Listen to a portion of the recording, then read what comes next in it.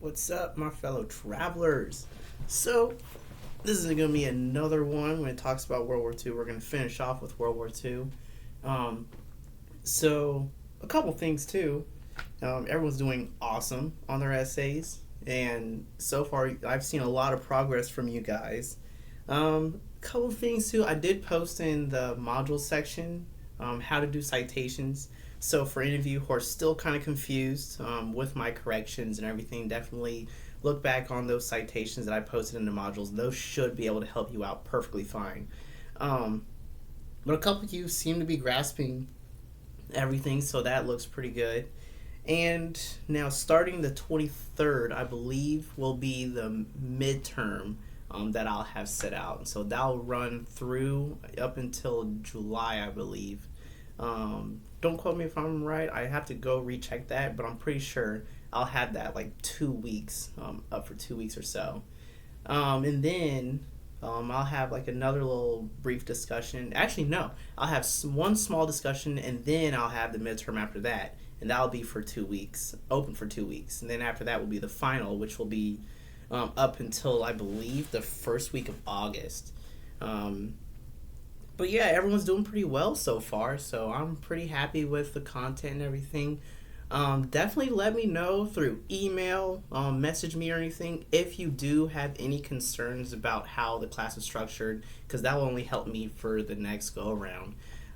Since I'm still trying to figure out the ropes, still going through it, this will be this is a good learning experience really for all of us really. And so any kind of insight and constructive criticism and everything does help me a lot. But going forward, now we're going to go through the rest of the Pacific War now. Then the next lecture I'll have will be going over the European side of things. And then after that, that's when we officially end World War II, sadly. So then we're on track to get through everything before August. So fingers crossed everything goes well. But otherwise, now let's get to it. So then by this point, really, Japan is pretty much pushed back to their doorstep. They were officially pushed out of Southeast China with the retaking of Burma in May of 1945. About 600,000 soldiers comprised of the British and then Indian and African soldiers. They ended up retaking Rangoon, which was like the capital. Now, pretty much by this point, all Japan really has now is Manchuria, Iwo Jima, Okinawa, and then Korea in their control. And then by this point, also, all pretty much the entire Japanese naval force was destroyed.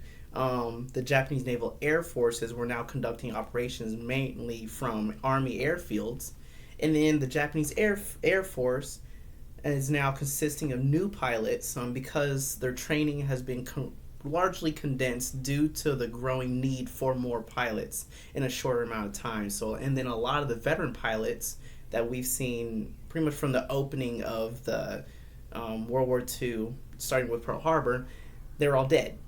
And so now you get pretty much Japan is, kind of struggling at this point.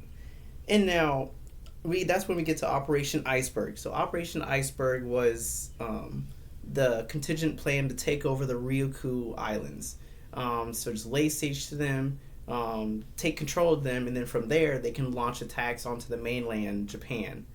And so that consisted of everything from the Sakishima Islands, Amami Islands, Tokara Islands, Asumi, and then all of those will be under occupation. The main ones, though, are Iwo Jima and Okinawa. Once they capture those two islands, that means they're in pretty much eyesight of Japan by this point.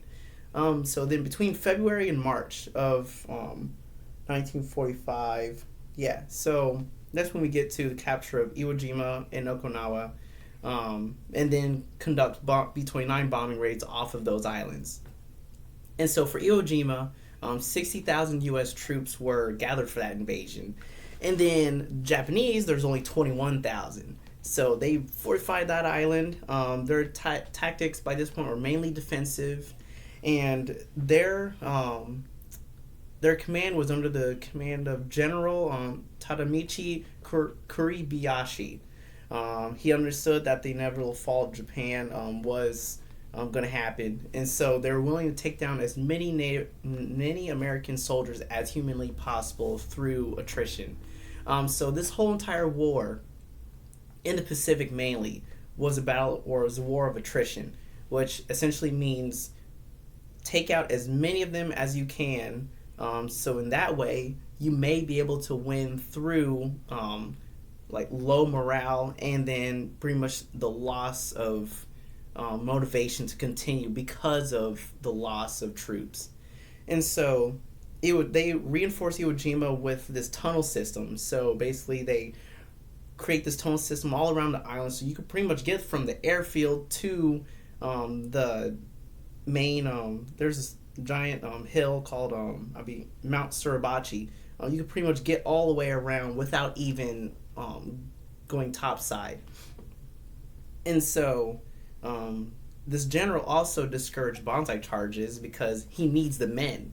And so you can't really do bonsai charges willy-nilly, because then if you do, you lose men left and right. And so then he was going to use the mountainous terrain and like the rockiness and then the hills and everything to his advantage in order to create like certain emplacements that take over multiple hill, or you can overwatch multiple hills. Easy to hide troops, easy to move troops around through these tunnel networks and everything too. And then Mount Suribachi was going to be the last emplacement, the last defense, basically their Alamo. So Admiral Spruance, he was in charge of the 5th Naval Fleet. And so they named this Operation Detachment. And then it was going to be a 10-day, a 10-day shore bombardment by the naval fleet. And then because of ammunition difficulties, though, that's when they ended up knocking it down to 3-day shore bombardment, which kind of infuriated the troops a bit, but they could work with that, really. So at 9 a.m., the assault worked out, so it commenced, but in the ensuing onslaught, there was major casualties due to artillery and gunfire from Suribachi firing on the landings that were coming from the shore. So let's see if I could draw this real quick. And so essentially, Mount Suribachi was overlooking the whole entire amphibious assault. And so here we go. That. Mount Suribachi. There we go.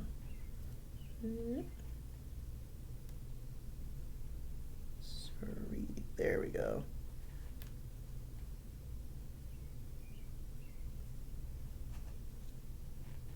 This is kind of like lackluster thing that I'm doing here. So 5th Fleet.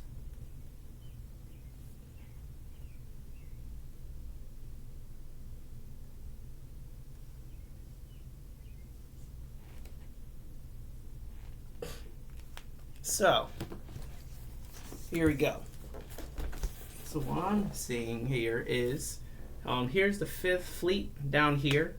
So up there is where we get Mount Suribachi. So they're able to fire on the 5th Fleet as they're assaulting the beaches there. So it's major casualties were going on. So then the Marines end up getting bogged down because not only is Mount Suribachi firing on them, there's also gun emplacements right on the beaches themselves.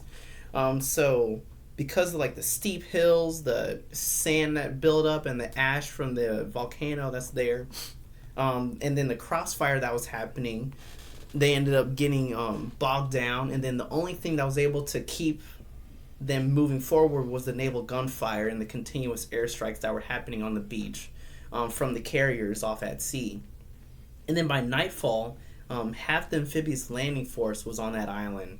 But most of the companies that were part of that landing force ended up losing about 50% of their fighting force. So then, by this point, up until the end of the Iwo Jima campaign, the amount of progress wasn't measured in miles at this point. It was measured in yards. So think about that for a second. Like 3 feet. So it was measured in that amount of increments. So due to the increased kamikaze attacks coming from the airfield that was left over, and then the light carrier Saratoga, and that was damaged, and then the Bismarck Sea was sunk. And then over time, by February 21st, that's when Mount Suribachi was completely cut off, and then the southern airfield was taken by that point. So by this point, 7,000 Marines lay dead at this time. So now that I said that, now we're going to go over, and then by this point, they have secured the airfield. So there's an airfield off to the, I believe, there's a southernmost airfield on the eastern side, I believe. Or, yeah. And then they were taking off B-29s from there now. And so now we began the air offensive on Japan. That was like March 9th through the 10th. So there is going to be a term called firestorm. And so if none of you have heard of firestorm, basically a firestorm happens when, so going back to, actually I'm going to draw it right here. So due to fire science, especially being in the fire profession, you are taught how to extinguish a fire, but also how to keep a fire going. And so you need three things. It's called, I believe, a fire triangle, I want to say. So, to feel heat. So, here's the triangle. I'm going to lower this a little bit. So, this is the fire triangle. You need oxygen, heat, and or fuel to keep a fire going. So you take one of these away, you take out the fire. Well, the issue, though, is that in Japan, what are most of the structures made out of? Entirely. Wood. Wood and fabric, essentially, but well, at that time. So that's when you get fuel, and then, of course, the air around you, you got air. You got O2. And then, because of the constant bombing, these bombs were made out of white phosphorus and napalm. Napalm's like a gelatin, so then when it attaches to you, it sticks to you. So that creates more fuel, and then white phosphorus heats at a higher temperature. So, well, it burns at a higher temperature, which is heat. So you got all these going on at the same time. So then it gets to a point in a firestorm where there's so much heat, so much fuel, so much air that's continuously being circulated. Fire is alive. It is something that is constantly wanting to burn oxygen in order to keep going. Just like us, we need oxygen to keep living. So in a firestorm, though, there's so much fuel mixed with so much heat that it starts to create what? Its own oxygen source. So now you got this continuous cycle of heat, oxygen, and fuel being combined. And so now you get instances of people, which I will talk about when in the bombing of Germany campaign, especially with like Schweinfurt and stuff like that, where you get instances of people getting the air sucked out of their lungs because now the fuel has basically created its own source of oxygen. Essentially, it's sucking your air. And then you get like fire tornadoes and stuff like it's crazy.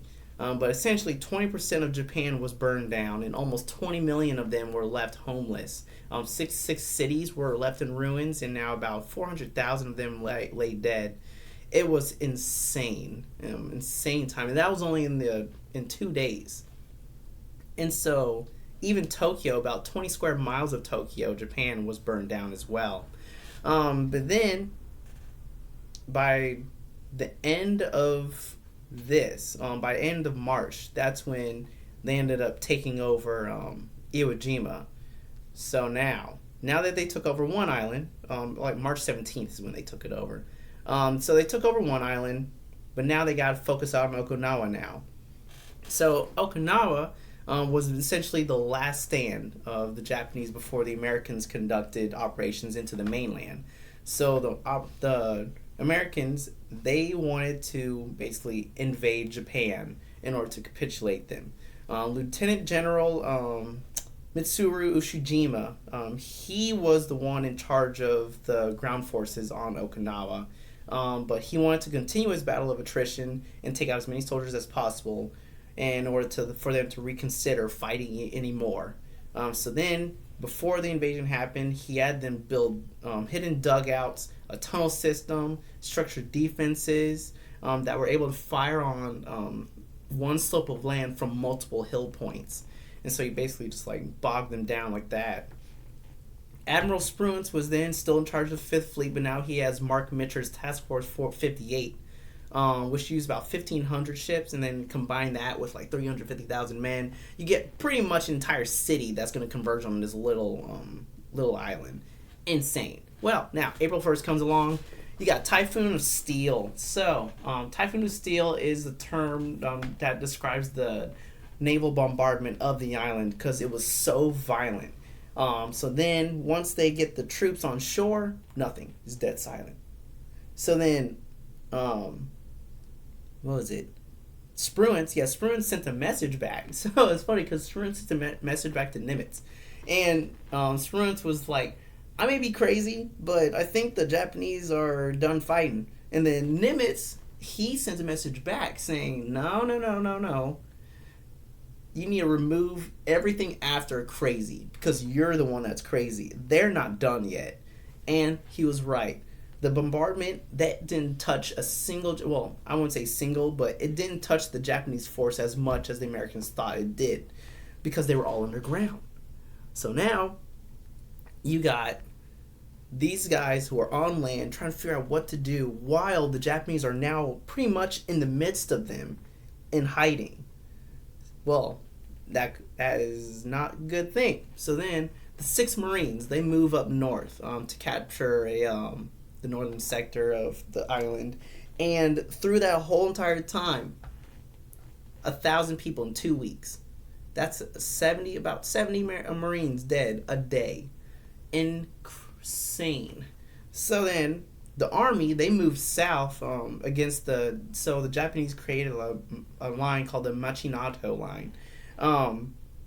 And through this continuous line to the south, they faced continuous counterattacks on like every ridge, cavern, cave, tunnel, you name it, there was an attack on it. So by this point, there was like a slow attrition over time to take out these Japanese installments and take the island itself. And so over time, the Americans ended up becoming bogged down. And so Nimitz ended up becoming more concerned because he's like, you guys are not making any progress and it's becoming days. What is going on? And so then by this point as well, Nimitz started to notice that he's losing about 2 ships a day under constant artillery bombardment and kamikaze attacks. The Japanese are not stopping. By the end of this whole battle, 175 ships pretty much are going to become victims due to kamikaze attacks. And then especially, I believe the USS Missouri. USS Missouri, there's a picture on it. You can definitely find it. Just type in Missouri, USS Missouri kamikaze attack. It was one of the ships that was engaged in a kamikaze attack, and I believe there was no victims on the ship. The kamikaze actually ended up misjudging their approach, ended up slamming I believe the side of the ship. And so, but about 40% of the casualties during this campaign were actually sailors due to these kamikaze attacks and artillery barrages. In the midst of this battle, though, another terrible victim, not victim, but another terrible outcome of the war was the death of FDR. So April 12th, FDR, up to this time, of course, he contracted polio, so that's why you see him in wheelchairs and everything and sitting down a lot. But he also dealt with hypertension, and medicines with hypertension at the time were not the best. And then he also dealt with congestive heart failure. He had many strokes here and there, but then for the most part, he did possibly have a malignant melanoma as well. And then over time, though, it's just due to the increased pressure of the war, stress, fatigue. sadness from the constant loss of men and just the guilt of putting his men or the American people through this. About 1 p.m., he went to go. So that morning on April 12th, he was dealing with a slight headache, but he didn't really think anything of it. He ate a small breakfast, and then he had a artist come and do a portrait for him. So about 1 p.m., he sat down. The artist was painting. Well, they were getting their stuff ready. And then FDR, he had like a headache and chills and everything. But then over time, when the artist started to paint, he dropped his cigarette, kind of like slumped forward a little bit. She asked him like, "Hey, you good?" And well, in my terms, she was like, "Hey, you good?" And then the FDR, he kind of reached behind his head and he was like, I got a really I'm in terrific pain in the back of my head. I have terrific pain in the back of my head. And then he lost consciousness, fell to the ground. About 3 hours later, he was he was pronounced dead. He was like 63 years old. He was pronounced dead of a cerebral hemorrhage, which is basically a stroke. And so then by this time, Harry Truman, he takes over the same day.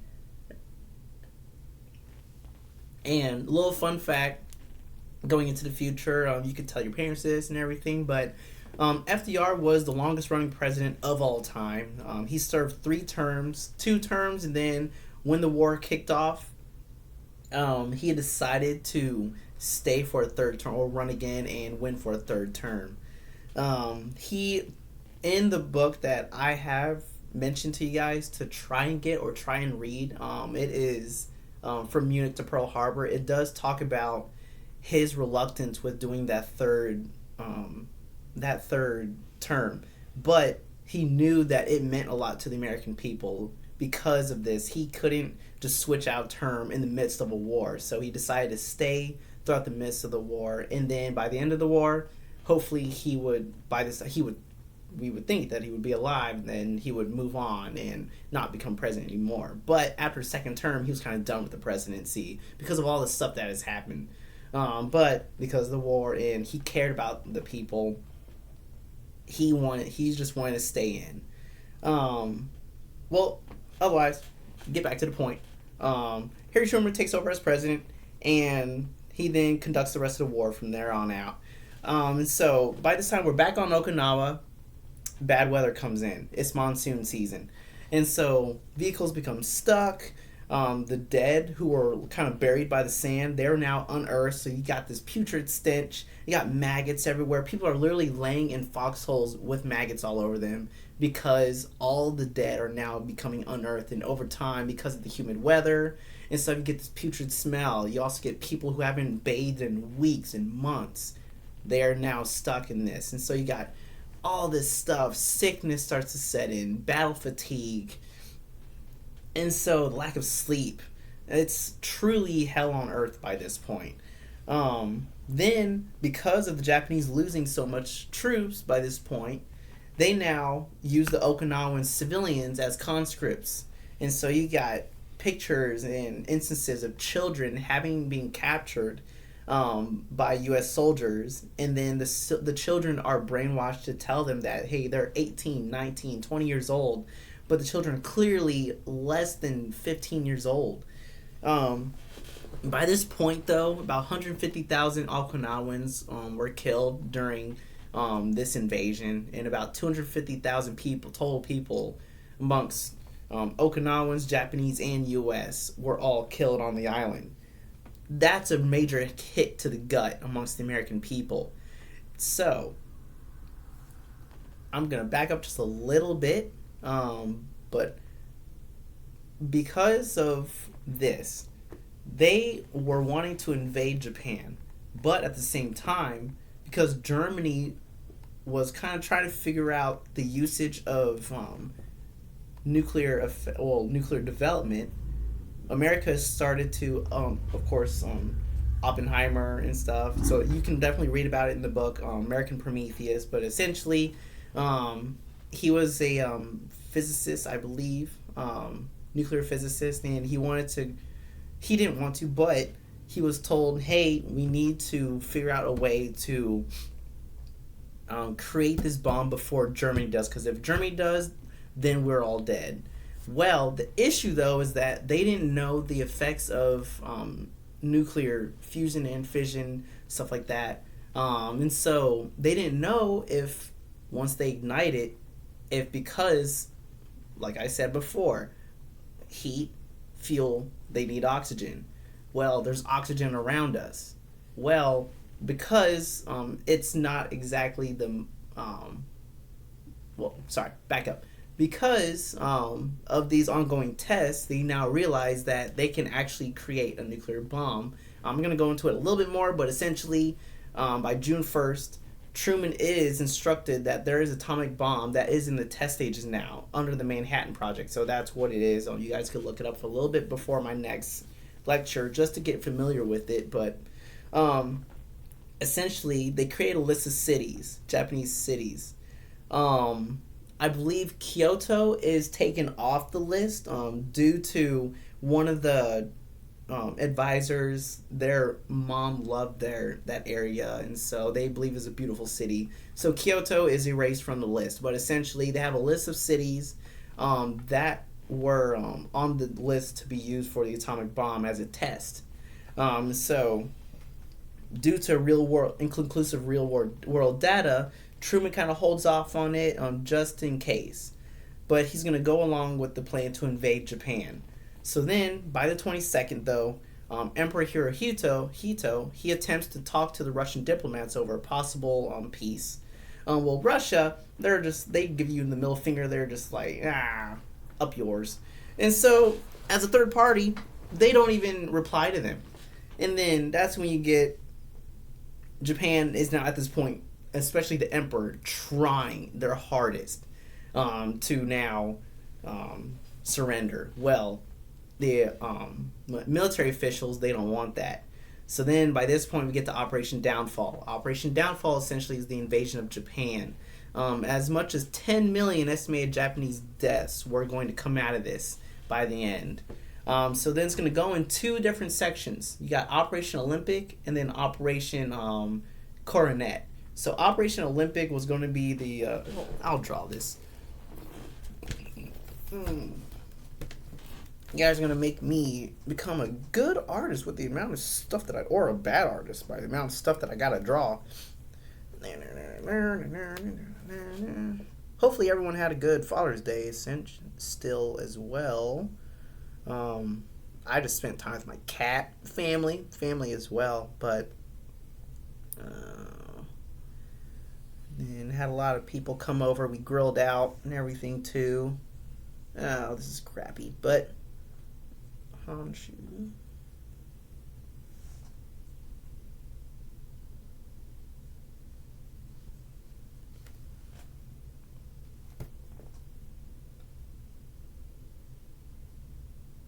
Yeah, I gotta make this a little bit smaller.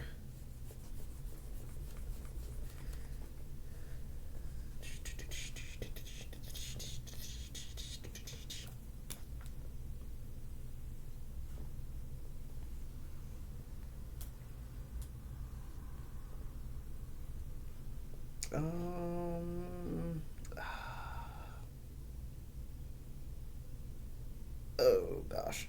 I think this is Iwo Jima.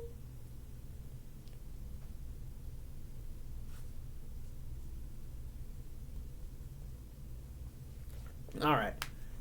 Oh. So Operation Olympic. Essentially, they're going to take 750,000 men, roughly, give or take. And then they're going to invade Kyushu, which was an island to the south of Japan. And so you got, there you go. You got Kyushu down here. They were going to invade from Iwo Jima and Okinawa. I believe I might have them flip-flopped.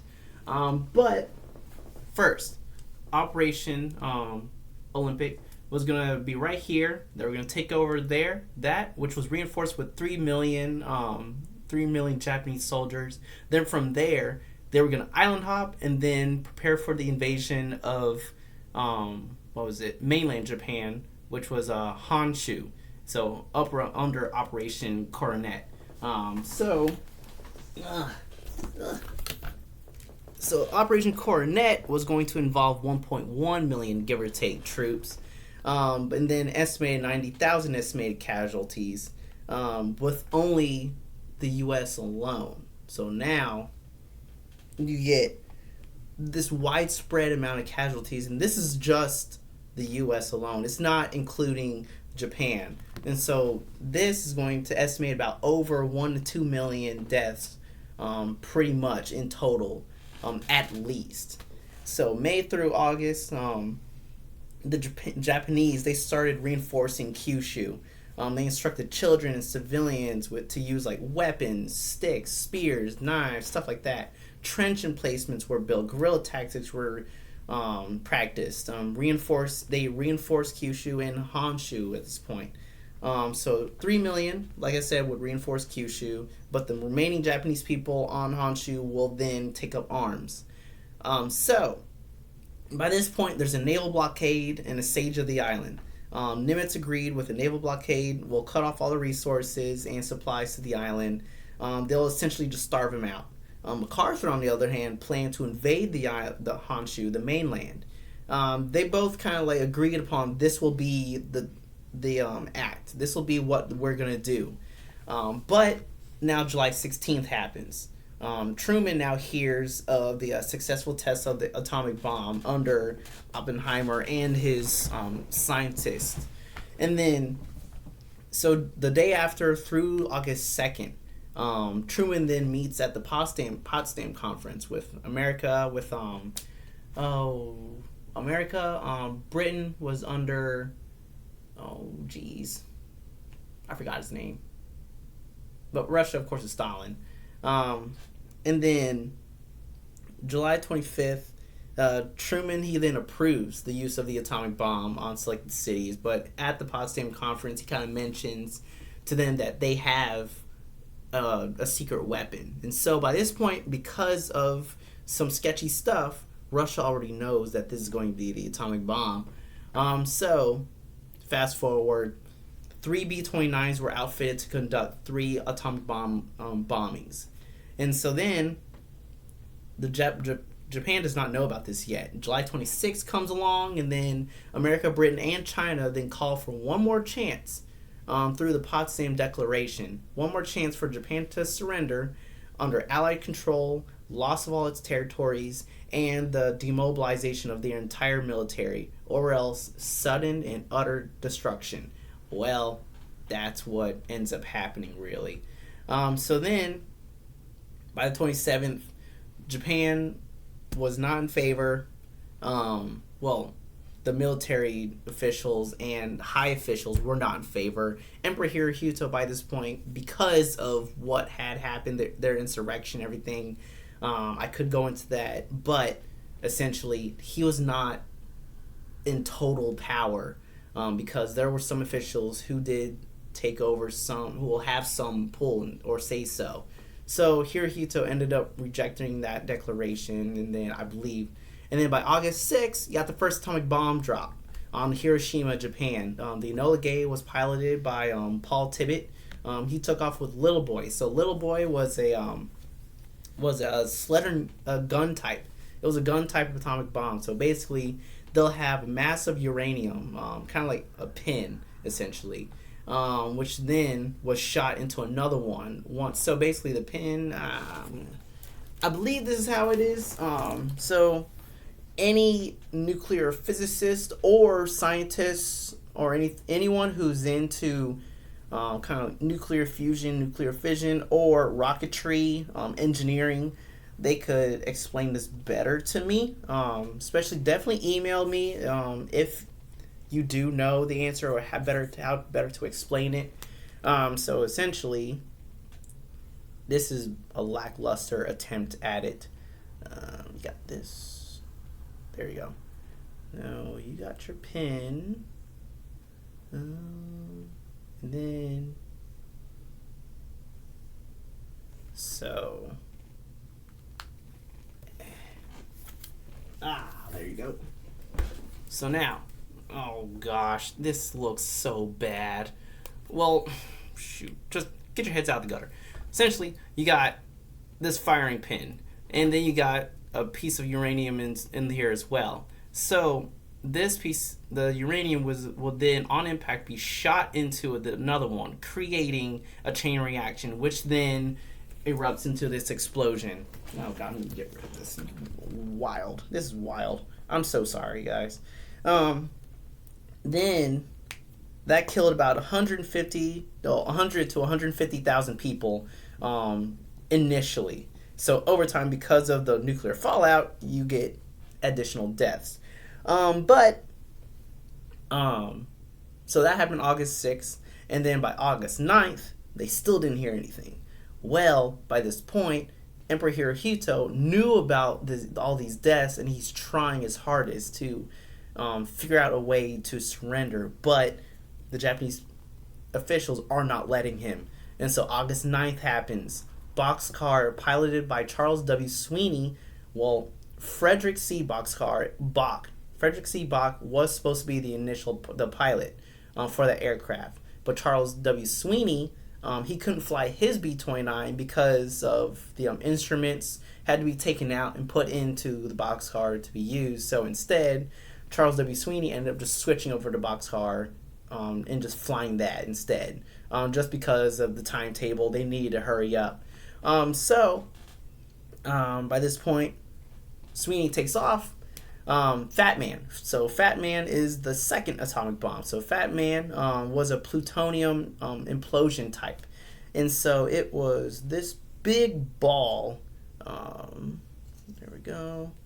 And then had a bunch of rods in it.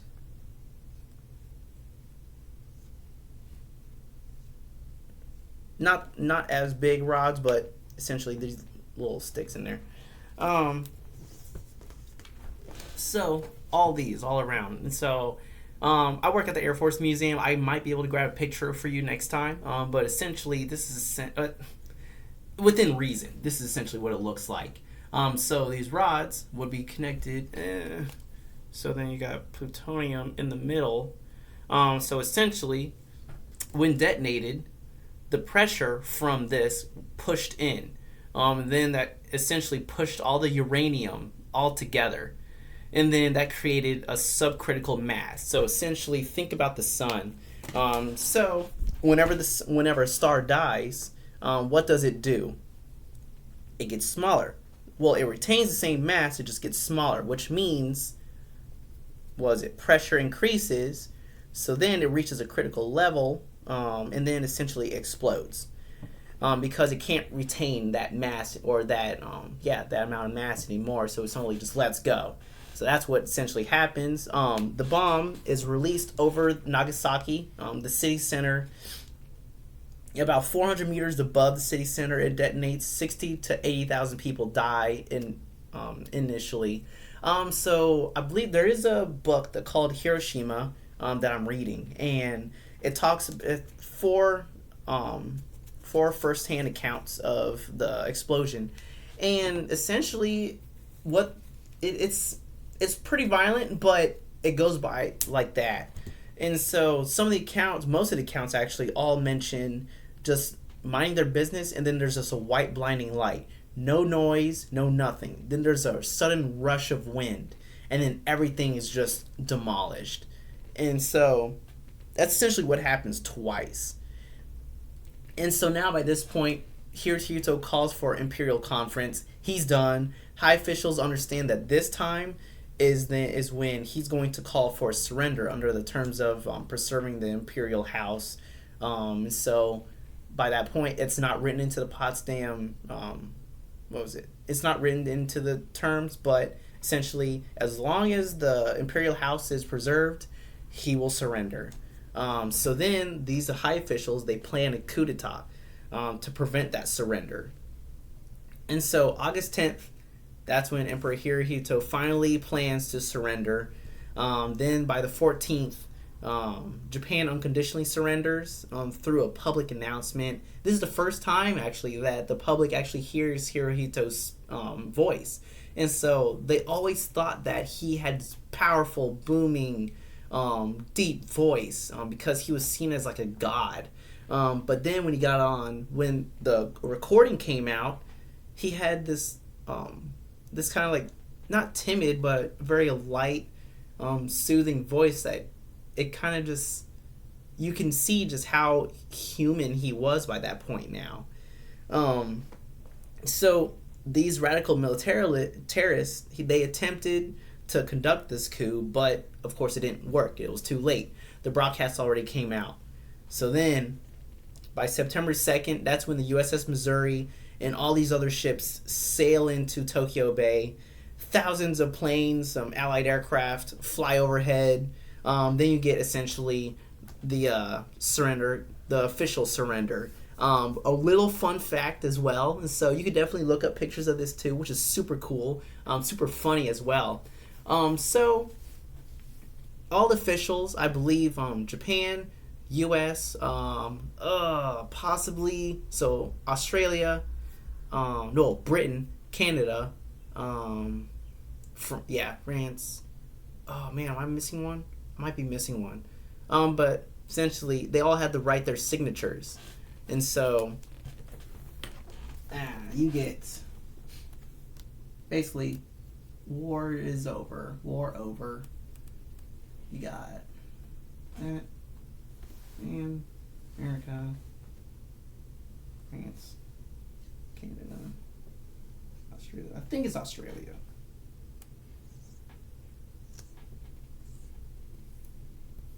So, Japan, of course, signs their name. America signs their name. And then, America, there we go. Then, what happens, because Canada is official, Canada, he is blind in one eye, I believe, or he's losing his vision. So what happens is this.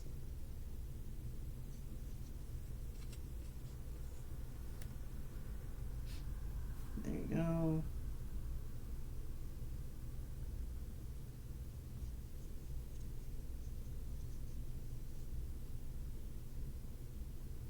And then, Australia. I think it's Australia.